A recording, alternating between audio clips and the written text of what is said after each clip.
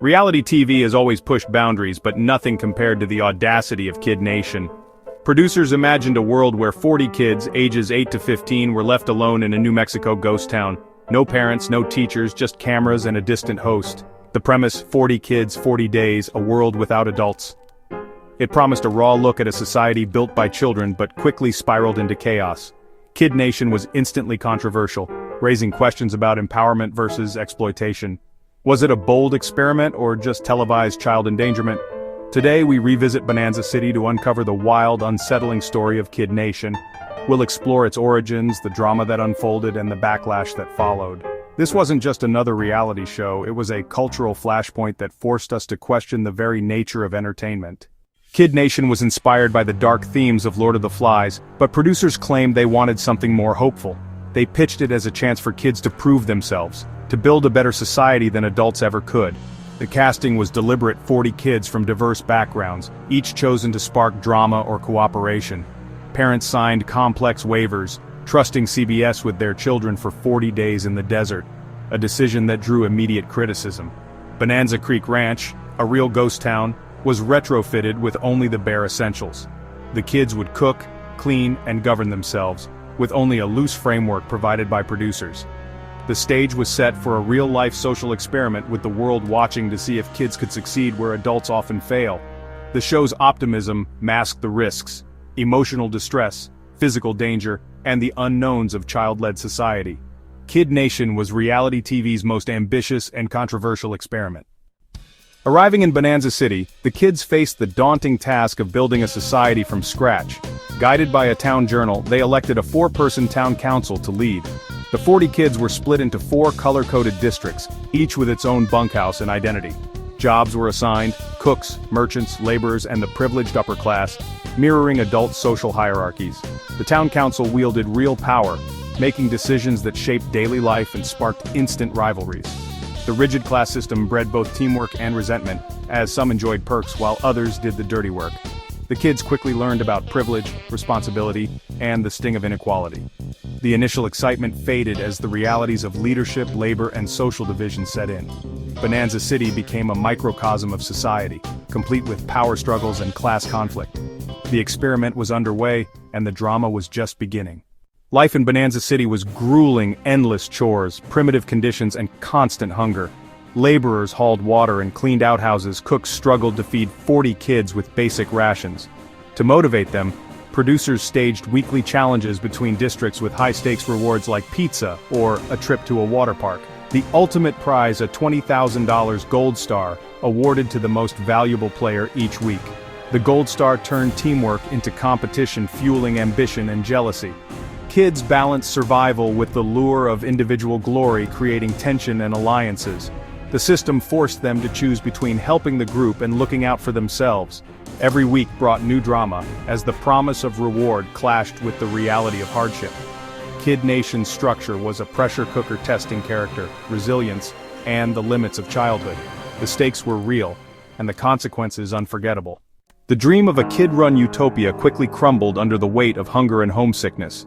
Meager rations left kids exhausted and irritable, and the emotional toll was visible: tears, breakdowns, and pleas to go home. The cameras captured every raw moment, from a boy's desperate homesickness to a terrifying bleach drinking scare. The most infamous dilemma: whether to kill the town's chickens for food. The debate split the group. Older kids argued for survival, younger ones clung to compassion. In the end, hunger won out, and the older kids killed a chicken, a moment that marked a loss of innocence for everyone. The event forced the kids to confront adult decisions and the harsh realities of survival. For viewers, it was deeply uncomfortable. No longer just a game, but a real ethical crisis. Kid Nation's promise of empowerment was overshadowed by the pain and complexity of growing up on camera. The show's most powerful moments were also its most troubling. Entertainment had never felt so raw or so questionable. The town council's privileges quickly bred resentment among the working kids. At first, the hierarchy was tolerated, but as the council enjoyed perks, frustration boiled over. When a new, less empathetic council took charge, accusations of laziness and unfairness erupted. Laborers staged a strike, refusing to work until leaders shared the burden. The resulting standoff led to a tense town meeting with grievances aired and power challenged. The rebellion forced the council to compromise and help with chores, a victory for the working class. This was no scripted drama, it was a real lesson in leadership, justice, and the fight for fairness. The kids navigated complex issues of power and responsibility, echoing adult struggles. The experiment's flaws were exposed, but so was the kids' capacity for change. Bonanza City's biggest drama wasn't manufactured. It was the organic result of a flawed system and real human emotion. Kid Nation became a crash course in civics, played out in front of millions. Even before airing, Kid Nation was mired in controversy. Reports of long hours, injuries, and emotional distress triggered investigations and headlines. Critics called it exploitative, accusing CBS of putting children at risk for ratings. Child psychologists and parent groups condemned the show while producers insisted the kids were safe and supervised. Some parents defended the experience, but the backlash never faded. Kid Nation became a symbol of reality TV's ethical limits, a case study in how far producers would go for drama. The debate raged. Was it a valuable experiment or a dangerous spectacle? For 13 episodes, Kid Nation dominated the cultural conversation and left a lasting mark on television history. After 40 days, Kid Nation ended with emotional goodbyes and a final round of gold stars. Despite controversy, the show drew strong ratings and intense debate.